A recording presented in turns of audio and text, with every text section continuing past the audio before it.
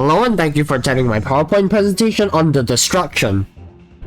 Generally, destruction characters do big blast damage, but with a big cost.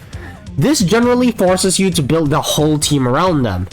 And so most destruction teams, you can consider them to be hyper carry teams.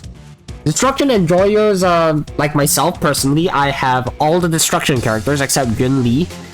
We are still waiting for a second free-to-play option after Aeon. I'll go into more detail later. Notable factions in lore include the Antimatter Legion, which is led by Nanook himself, and the Annihilation Gang, who are just desperately trying to get Nanook's attention and approval. Speaking of Nanook, they are expected to be the final boss of the game based on what Kafka said on the lore Fu. In Simulated Universe, the path is focused on losing or draining health or being at low health. In Divergent Universe though, it is the designated break path on top of still having a decent chunk of the losing/draining health elements. I'm only gonna go over the limited 5 stars of destruction, otherwise this will take too long, so first up is Blade. Blade is the first limited 5-star destruction. He revolves around draining his own health and taking damage. His damage is HP scaling though, for the most part. So ironically enough, he can't take full advantage of the attack buffs of the Fighting Spirit in SU. Okay, technically it's Grit now, but I'm still calling it Fighting Spirit. The HP scaling is also just the core of all of his problems. There are currently only 2 sources of HP buffs, which are from Bushen and Lynx. They're both sustains, and also very, very small. You don't want to fit them both. Currently we just don't have any HP buffs at all. Especially when you compare them to attack buffs. We have Lynx's 8% HP buff. Then you compare it to Asta's 70%, which is also on the weaker end, by the way. And I believe the point becomes clear, he's losing out on an entire multiplier to buff. He also hasn't really gotten a good free-to-play light code until 2.6, actually. The new event light code is actually really good for him. But before that, a Secret Vow is kind of clunky because he's not always going to be at low health, especially with a really powerful sustain. And Flames Afar has uptime issues, so that's also kind of awkward. Next up is Imbibitor Lunae.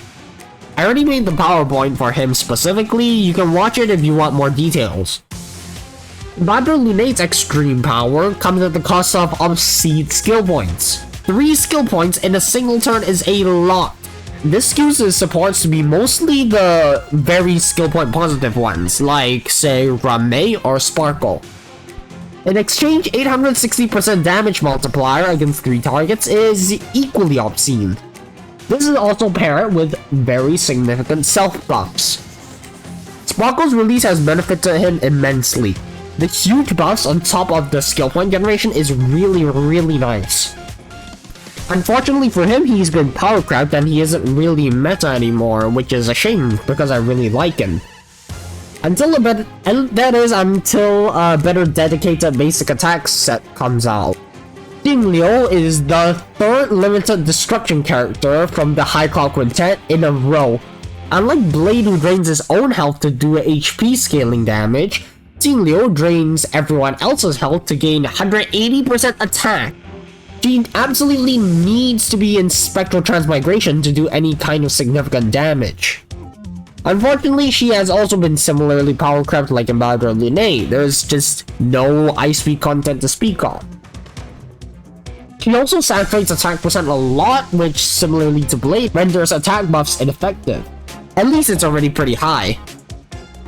Firefly is my favorite character in the game. Dude, how can you not love her? As of 2.6, she got number 1 in Japan's popularity vote by an absolute landslide. You can see here, he got first place with 30,000 votes. The second place Kafka is only 17,000. Aeon's only 16,000. Which is absolutely wild. She does obscene super break damage, which is locked behind complete combustion. Also, she needs Harm Blazer or 5-star Qingjun since her own damage isn't that great. She also has her own PowerPoint in which I go to a lot of detail. but currently she is one of the strongest characters in Memory of Chaos or Apocalyptic Shadow, and she supports Lingsha very well in Pure Fiction too.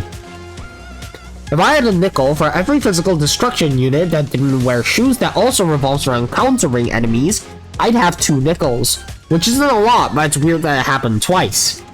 If you want to know about the lore, I found this great video that goes pretty in depth.